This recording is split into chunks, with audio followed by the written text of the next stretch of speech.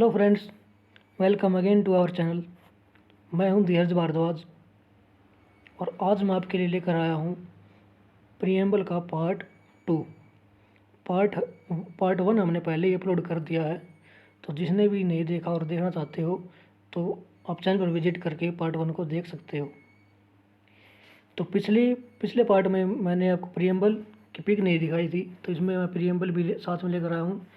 तो ये English version है और अगली स्लाइड में है हिंदी वर्जन, भारत का संविधान की उद्देशिका।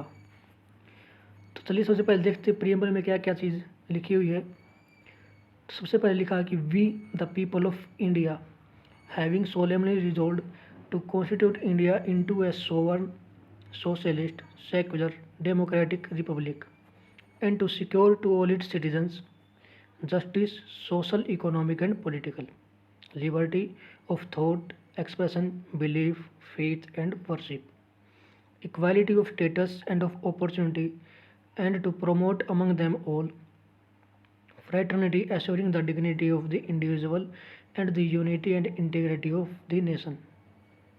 In our Constituent Assembly, this 26th day of November 1949, do hereby adopt, enact and give to ourselves this Constitution। तो ये इस टाइप की है हमारी प्रियम्बल अपने संविधान की, भारतीय संविधान की। इसमें हमको याद क्या क्या करना है कि जो ये वर्ड हैं sovereign, socialist, secular, democratic and republic, इनको हमें एज इट इज़ याद करना है। और जस्टिस कितने टाइप का है, जस्टिस में 3 टाइप का दे रखा है, social, economic and political. Liberty 5 type की है, liberty of thought, expression, belief, faith and worship. Equality 2 type की है, equality of status and opportunity and fraternity. ये हमको एज इट इज़ याद करनी है कि जस्टिस कितने टाइप का है, लिबर्टी कितने टाइप का है, इक्वालिटी कितने टाइप की है और फ्रेटर्निटी में क्या क्या दिया है और इसमें कितनी बार अमेंडमेंट हुआ है। तो आपको बता दूं कि जो प्रियम्बल है उसमें सिर्फ एक बार अमेंडमेंट किया गया है, वो हुआ था 1976 में। 1976 में। और कौन से अमेंडमेंट के द्वारा? 42nd अमेंडमेंट एक्ट के अंडर। 42nd अमेंडमेंट एक्ट 1976 के अंडर प्रियम्बल में सिर्फ एक बार ही अमेंडमेंट किया गया है। और उस अमेंडमेंट में सिर्फ 3 वर्ड ऐड किए गए थे प्रियम्बल में। एक socialist, second secular and third is integrity. ये 3 वर्ड प्रियम्बल में ऐड किए गए थे 1976 में, तो ये हमको याद करने हैं। और इसमें डेट ऑफ अडोप्शन भी लिखी हुई है नवंबर 1949, 26 ऑफ नवंबर 1949। तो ये भी ज़रूर याद रखना है कि प्रियम्बल में डेट ऑफ अडोप्शन दी गई है। तो नेक्स्ट स्लाइड में है हिंदी वर्जन भारतीय संविधान की उद्देशिका का। ये आप इसमें देख सकते हैं, जो चीज़ में लिखी हुई वो हमको याद करना है। तो चलिए अपने सबसे पहले क्वेश्चन की तरफ अब देखते हैं कि फर्स्ट क्वेश्चन क्या है। Which among the following words is not written in the preamble of our constitution. निम्नलिखित में से कौन सा शब्द हमारे संविधान की प्रस्तावना में नहीं लिखा गया है? सोवर्ण, सोशलिस्ट, सेक्युलर, कम्युनिस्ट, संप्रभुता, समाजवादी, पंथनिरपेक्ष, साम्यवादी। तो इनमें से कौन कौन से वर्ड प्रियम्बल में नहीं लिखे गए हैं वो हमको बताने हैं। तो अभी हमने देखा कि प्रियम्बल में सोवर्ण भी है, सोशलिस्ट भी है, सेक्युलर भी है, लेकिन जो कम्युनिस्ट है, साम्यवादी है, वो नहीं लिखा गया। तो इसका जो आंसर होगा वो होगा option 4 communist, because communist is not written in our preamble of the constitution. So it's answer is option 4 communist.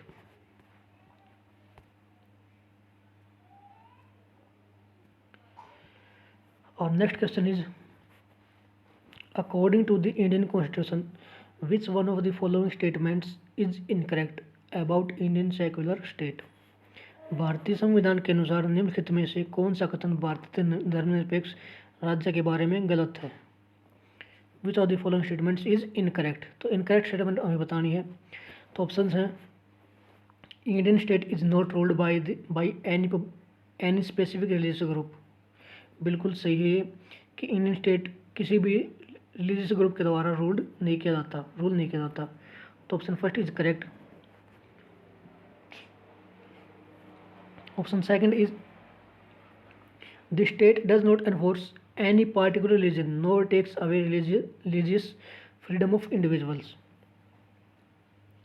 राज्य किसी विशेष धर्म को लागू नहीं करता है और न ही व्यक्तियों की धार्मिक स्वतंत्रता को छीनता है। ये भी बिल्कुल सही है कि अपने स्टेट का कोई भी पार्टिकुलर रिलीजन नहीं है, क्योंकि इंडिया एक सेकुलर स्टेट है, इसमें बहुत सारे रिलीजन्स के लोग रहते हैं, तो सेकुलर स्टेट है। तो option 2 is correct, option first is correct, option 2 is correct. Option third है कि the state allows government institutions to display and promote values specific to a particular religion. ये गलत है, क्योंकि जो स्टेट है वो किसी भी गवर्नमेंट इंस्टीट्यूशन को अलाउ नहीं करता कि वो अपने इंस्टीट्यूशन में किसी भी पार्टिकुलर रिलीजन को प्रमोट करे। तो ये ऑप्शन 3 इनकरेक्ट है। Option 4 the state is not strictly separate from religion but it does maintain principled direction from all religions. ये बिल्कुल सही है, स्ट्रिक्टली सेपरेट तो नहीं है लेकिन कुछ डिस्टेंस मैनेज की गई है, तो ऑप्शन 3 इज करेक्ट। लेकिन हमें इसमें से इनकरेक्ट बताना था, तो ऑप्शन 3 इज इनकरेक्ट और आंसर इज ऑप्शन 3, कि ऑप्शन 3 गलत है, इनकरेक्ट है। So it's answer is option 3। तो चलिए नेक्स्ट क्वेश्चन को देखते हैं। Which of the following statements is और आर करेक्ट। निम्नलिखित में से कौन सा कथन सही है। Fraternity is a core value of the Indian constitution. भाईचारा भारतीय संविधान का एक मुख्य मूल्य है। It is a core value because it is explicitly mentioned in part 3 of the Indian constitution. It is not a core value of the Indian Constitution because it is not mentioned in the Constitution of India. It is a core value because it is a part of the preamble and has been held to be part of the basic structure of the Constitution. तो कौन कौन से correct statement है वो हमें बतानी है। तो ऑप्शन जो फर्स्ट था, fraternity is a core value of the Indian constitution, बिल्कुल सही है कि जो भाईचारा भारतीय संविधान का एक मुख्य मूल्य है। Option first is correct, first statement correct है। It is a core value because it is explicitly mentioned in part 3 of the Indian Constitution. ये गलत है, क्यों कि जो फ्रैटर्निटी है वो पार्ट 3 में मेंशन नहीं है, तो option 3 is incorrect, option 2 is incorrect. C है, it is not a core value of the Indian constitution because it is not mentioned in the constitution of India. Fraternity mentioned है, तो ये it is not a core value ये incorrect है। It is a core value because it is a part of the preamble and has been held to be part of the basic structure of the constitution. It is a core value, बिल्कुल correct है क्योंकि ये preamble का एक part है। तो इसका जो स्टेटमेंट थी option A and D, statement A and statement D are correct and B and C are incorrect. So it's correct answer is option 2 A and D. Statement A and statement D are correct, क्योंकि जो fraternity है वो core value भी है और preamble में भी mentioned है। So option 2 is correct. और next question is, in the context of polity which one of the following would you accept as the most appropriate definition of liberty. राज्य व्यवस्था के संदर्भ में निम्नलिखित में से किस एक को आप स्वतंत्रता की सर्वाधिक उपयुक्त व्याख्या के रूप में स्वीकार करेंगे। ऑप्शंस हैं, protection against the tyranny of political rulers, राजनीतिक शासकों की तानाशाही के विरुद्ध संरक्षण, अब्सेंस ऑफ रिस्ट्रेंट, नियंत्रण का अभाव, opportunity to do whatever one likes, इच्छानुसार कुछ भी करने का अवसर, opportunity to develop oneself fully, स्वयं को पूर्णतः विकसित करने का अवसर। तो जो करेक्ट डेफिनेशन ऑफ लिबर्टी है वो हमको बतानी इसमें। Protection against the tyranny of political rulers, ये लिबर्टी की डेफिनेशन नहीं है। अब्सेंस ऑफ रिस्ट्रेंट्स, नियंत्रण का अभाव, ये भी गलत है क्योंकि कुछ ना कुछ नियंत्रण जरूर है, रिस्ट्रेंट्स लगे हुए हैं, तो ये लिबर्टी की डेफिनेशन नहीं है। Opportunity to do whatever one's likes, इच्छा अनुसार कुछ भी करने का अवसर, ये भी गलत है क्योंकि हम अपनी ऐसा नहीं है कि हम हमारा जो मन करें हम वो कर सकते हैं, कुछ ना कुछ हम पर लिमिटेशन लगी रहती हैं। लेकिन जो ऑप्शन 4 है, opportunity to develop oneself fully, स्वयं को पूर्णतः विकसित करने का अवसर, it is the correct definition of liberty. Option 4 is correct, opportunity to develop oneself fully. is the definition of liberty. So option 4 is correct. Our answer is option 4. So next question is, which one of the following objectives is not embodied in the preamble to the Constitution of India? निम्नलिखित उद्देश्यों में से कौन सा एक भारत के संविधान की उद्देशिका में सन्निविष्ट नहीं है? Liberty of thought, economic liberty, liberty of expression, liberty of belief. विचार की स्वतंत्रता, आर्थिक स्वतंत्रता, अभिव्यक्ति की स्वतंत्रता, विश्वास की स्वतंत्रता। तो जो प्रियम्बल मैंने फर्स्ट स्लाइड में दिखाई थी उसमें हमने देखा था कि जो लिबर्टी ऑफ 5 टाइप की है, liberty of thought, expression, believe, faith and worship. 5 type की लिबर्टी थी। तो option first is correct, liberty of thought बिल्कुल मैंशनड है, लिबर्टी ऑफ एक्सप्रेशन भी है, लिबर्टी ऑफ बिलीफ भी है, लेकिन जो इकोनॉमिक लिबर्टी है वो प्रियम्बल में मैंशनड नहीं है। सो जो संविधान में नहीं है वही मैं बताना था। तो जो ऑप्शन 2 है economic liberty, economic liberty is our answer for this question. ठीक, इकोनॉमिक लिबर्टी प्रियम्बल में मैंशनड नहीं है। It's answer is option 2 economic liberty. Next question is, which one of the following is not a part of the preamble of the Indian constitution? निम्नलिखित में से कौन सा भारतीय संविधान की प्रस्तावना का हिस्सा नहीं है? सोशलिज्म, डेमोक्रेटिक, सेक्युलरिज्म, फेडरलिज्म, समाजवाद, लोकतांत्रिक, पंथ निरपेक्ष, संघवाद। तो प्रियम्बल में पहले बताया था कि प्रियम्बल में क्या क्या लिखा हुआ है। प्रियम्बल में है, प्रियम्बल में सोवर्ण, सोवर्ण, उसके बाद सोशलिस्ट, फिर secular, democratic and then republic. तो ये लिखे हुए हैं। तो इनमें से कौन सा पार्ट नहीं है?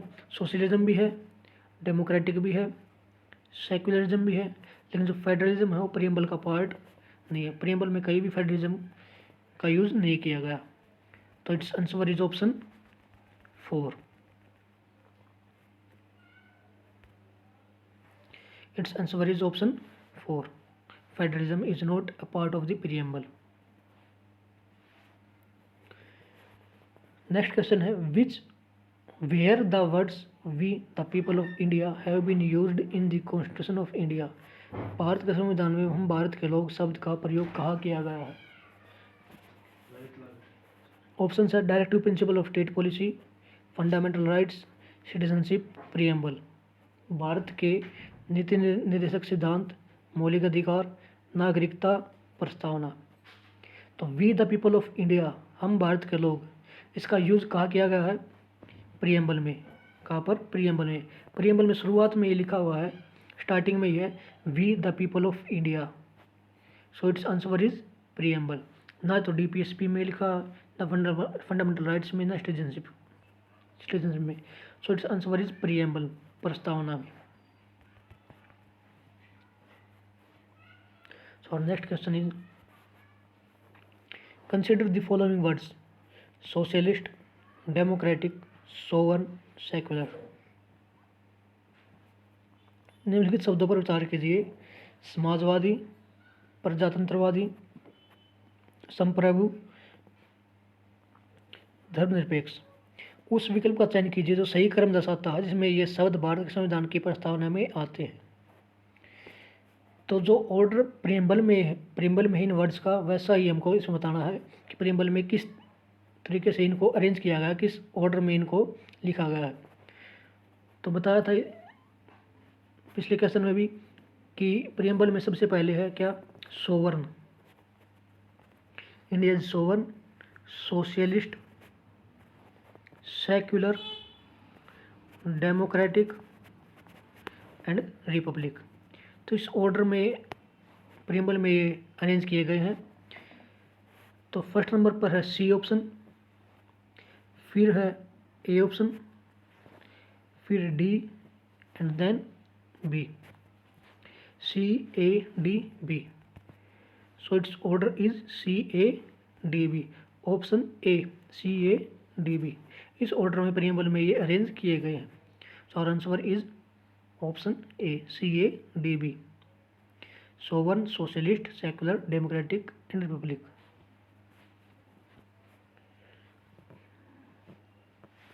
Our next question is, the term justice in the preamble of Indian Constitution does not embrace which of the following forms?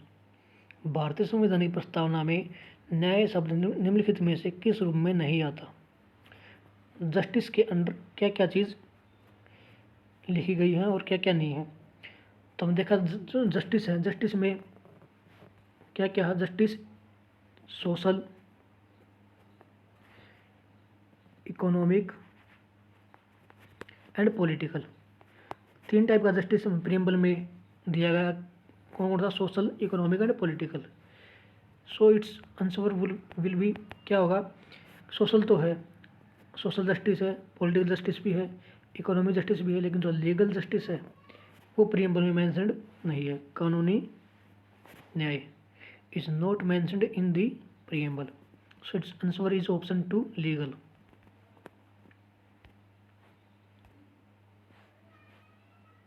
Its answer is legal, कानूनी। Next question is, which of the following are true regarding the preamble of the Constitution of India? निम्नलिखित में से कौन सा भारत के संविधान की प्रस्तावना के बारे में सही है? स्टेटमेंट्स क्या क्या हैं? The objective resolution was proposed by Jawaharlal Nehru and passed by the Constituent Assembly, which ultimately became the preamble.